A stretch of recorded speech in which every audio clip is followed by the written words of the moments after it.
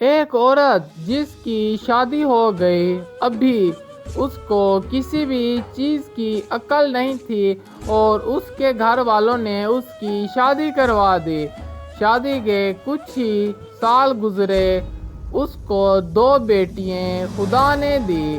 دونوں بیٹیاں جوان ہو گئیں اور وہ ابھی بھی اپنی زندگی سے لڑ رہی تھی، جوجھ رہی تھی۔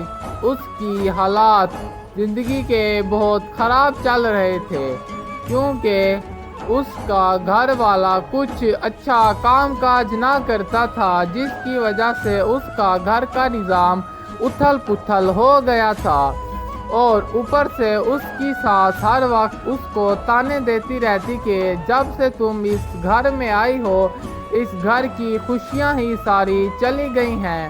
وہ عورت بڑی محنت سے کام کرتی، وہ دانوں کو پیستی اور پھر روٹیاں بناتی، اتنی محنت کرتی کہ اس کی ہاتھوں میں بڑے بڑے چھالے ہو جاتے، مگر وہ پھر بھی کسی کو شکوہ نہ کرتی اور اپنی زندگی گزارے جا رہی تھی۔ ایک دفعہ ایسا ہوا کہ وہ عورت روزمرہ کی طرح دانے پیس رہی تھی اور اس کی بڑی بیٹی باہر صحن میں رنگ برنگی رنگولی بنا رہی تھی، اور اسی وقت اس کو چیخنے کی آواز آئی۔ اندر آئی تو دیکھتی ہے کہ اس کی ماں کا ہاتھ ٹوٹا ہوا ہے اور وہ شدید درد میں مبتلا ہے۔ تب اس نے اپنی دادی کی طرف دیکھا اور اس کو غصے میں دھکا دیا، کیونکہ اس نے اس کی ماں کا ہاتھ توڑ دیا۔